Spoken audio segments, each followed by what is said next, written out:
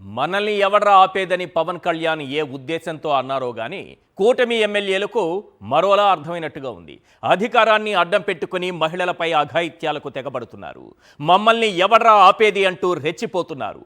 ఆదిమూలంతో మొదలు పెడితే వీడియో కాల్తో రెచ్చిపోయిన Guntur east MLA Nazeer, KGBV ప్రిన్సిపల్ను వేధించి ఆమె ఆత్మహత్యాయత్నం చేసేలా ప్రేరేపించిన కూనరవి, లక్ష్మి అనే మహిళను వేధించిన జనసేన నేత కిరణ్ రాయల్, డాన్సర్ను వంచిన జానీ మాస్టర్.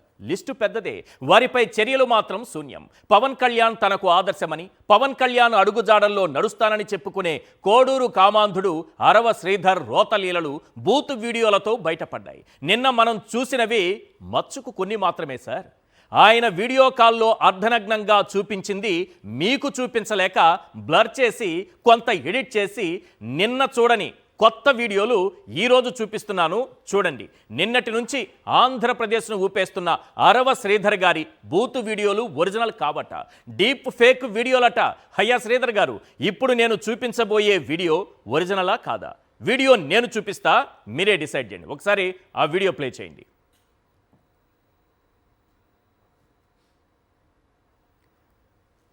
బ్లర్ చేసినటువంటి విజువల్ ఇది ప్రపంచం చూడకూడదు, సభ్య సమాజం చూడకూడదు, ఒక ఎమ్మెల్యే చూపించకూడదు, మనం అసలు చూపించకూడదు. ఆ దృశ్యాలు అంత నీచమైనటువంటి దృశ్యాలు, సభ్య సమాజం తలదించుకునే దృశ్యాలు. ఇంతకంటే అసభ్యత, అశ్లీలం ఇంకొకటి ఉండదు. ఈ వీడియోని ఎఫ్ఎస్ఎల్కి ఇస్తే సరిపోతుంది నాకు తెలిసి. నిన్న చాలా చూపించాం ఇలాంటి వీడియోలు. ఒకసారి ఆయన ఫేస్ కూడా వస్తుంది. ఇవంతా అంత పూర్తి స్థాయిలో బ్లర్ చేసి చూపించాల్సినటువంటి దౌర్భాగ్యం, దుస్థితి.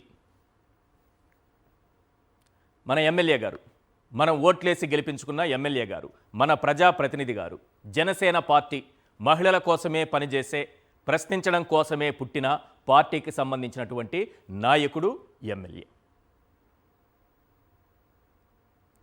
ఇక ఆ వీడియోలు సోషల్ మీడియాలో ఉన్నాయి. బ్లర్ లేకుండా చూడాలనుకున్న వాళ్ళు చూసుకోవచ్చు.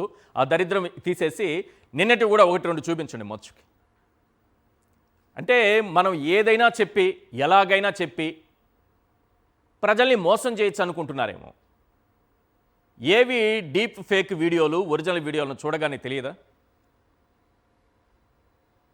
ఆ మాత్రం తెలుసుకోలేని అజ్ఞానుల ఆంధ్రప్రదేశ్ వాసులు, ఆ మాత్రం పసిగట్టలేని అజ్ఞానవంతుల మా కోడూరు నియోజకవర్గ ప్రజలు.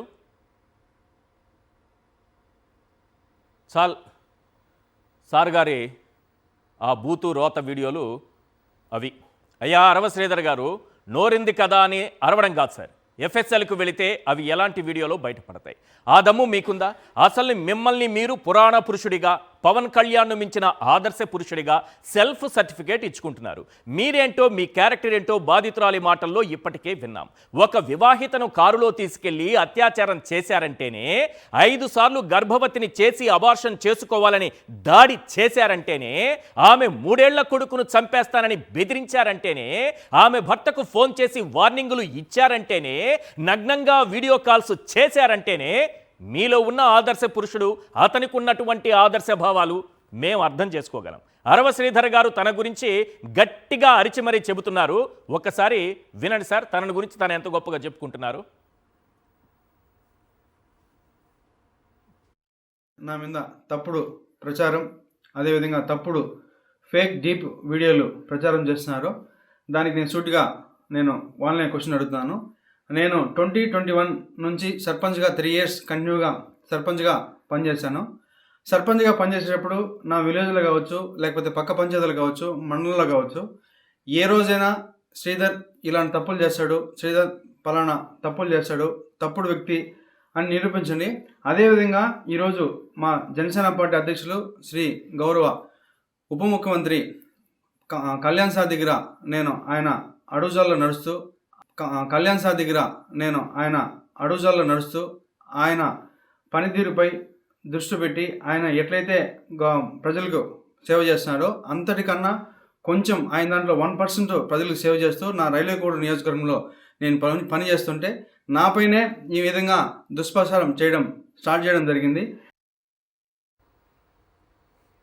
మన దౌర్భాగ్యం ఏంటంటే పవన్ కళ్యాణ్ గారు వెంటనే రియాక్ట్ అయ్యి, నా అడుగుజాడల్లో నువ్వు నడవట్లేదని చెప్పాలి. ఆయన అడుగుజాడల్లో నడవడం ఏంటినా ఇలాంటి పనులు చేస్తూ? పవన్ కళ్యాణ్ గారికి కదా చెడ్డ పేరు. అరవ శ్రీధర్ గారేమో తనను తాను యుగ పురుషుడిగా చెప్పుకుంటున్నారు.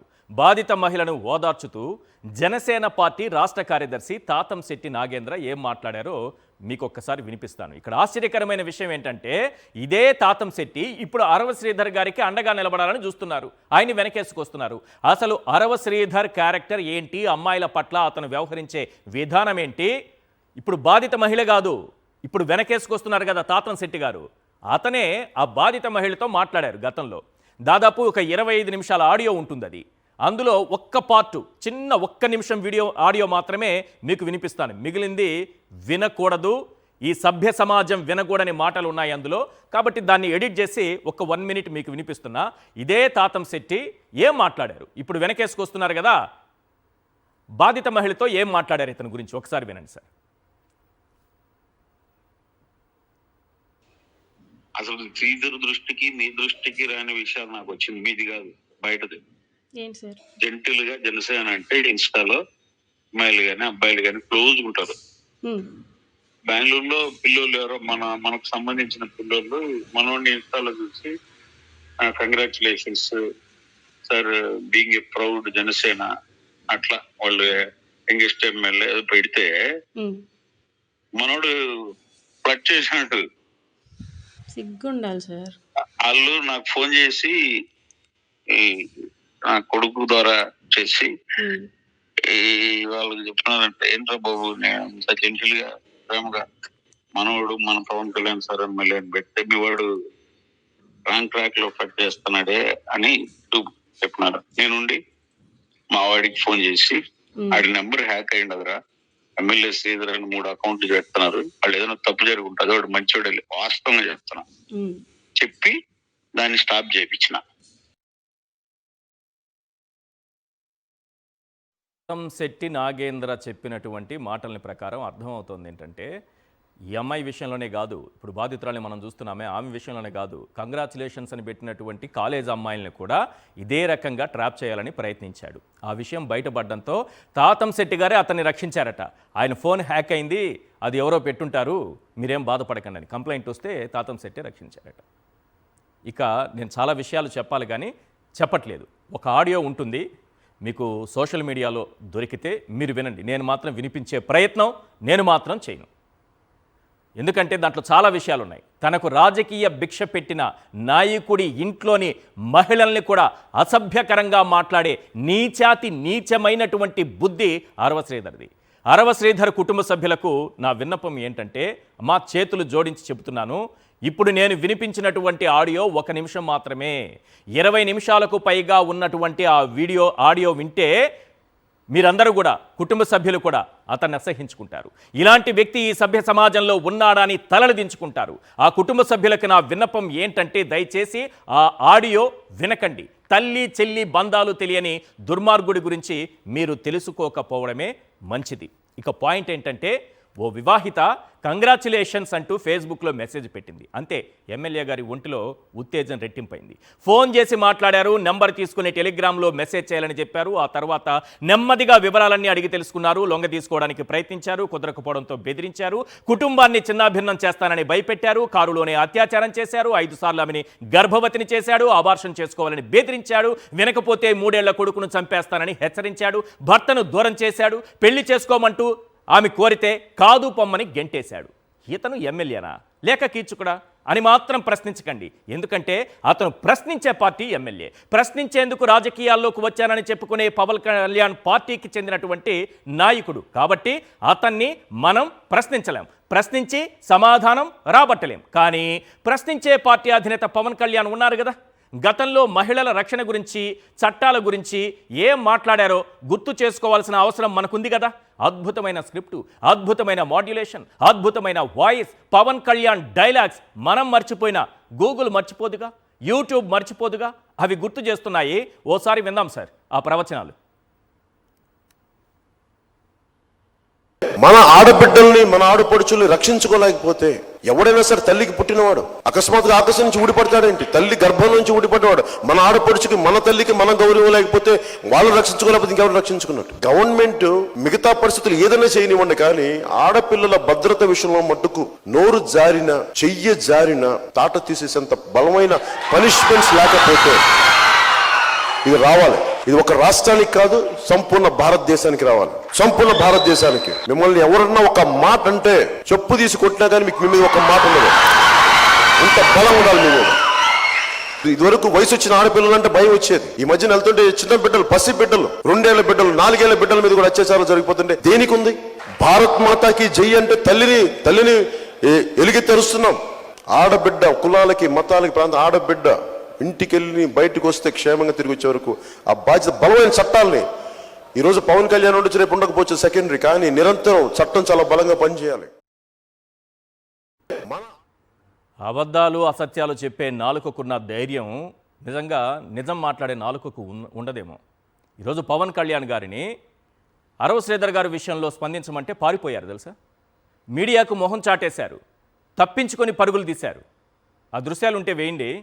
ఎందుకంటే ఈ నటుడి పార్టీలో అంతా విటులు ఎక్కువైపోతున్నారు. ఒక్కరు కాదు, ఇద్దరు కాదు సార్, మహిళలకు అన్యాయం జరుగుతూనే ఉంది. ఆనాడు పవన్ కళ్యాణ్ చెప్పిన డైలాగ్స్ ఏంటి, ఈనాడు తీసుకుంటున్నటువంటి యాక్షన్ ఏంటి? అధికారంలోకి రాగానే మొట్టమొదట సుగాలి ప్రీతి కేసు టేకప్ చేస్తానని చెప్పి ఆమె తల్లికి కనీసం అపాయింట్మెంట్ కూడా ఇవ్వని ఈ పవన్ కళ్యాణ్, తిరుపతిలో కిరణ్ రాయల అరాచకానికి బలైన లక్ష్మికి న్యాయం చేయని ఈ పవన్ కళ్యాణ్, తన సొంత పార్టీ నాయకురాలి నగ్న వీడియోలు తీయించి ఆమె రాజకీయ జీవితాన్ని నాశనం చేయాలని చూసిన టీడీపీ ఎమ్మెల్యేపై యాక్షన్ తీసుకొని ఈ పవన్ కళ్యాణ్ అరవ శ్రీధర్ బాధితురాలకి న్యాయం చేస్తారంటే మనం నమ్మాలా? ఆమెకు అండగా నిలబడతారంటే నమ్మాలా? అరవ శ్రీధర్ తాట తీస్తారంటే మనం నమ్మాలా? ఇంత జరుగుతున్న పవన్ కళ్యాణ్ సైలెన్స్ వెనుక అసలు కథేంటి? మహిళా కమిషన్ మాటలకే పరిమితమవుతుందా?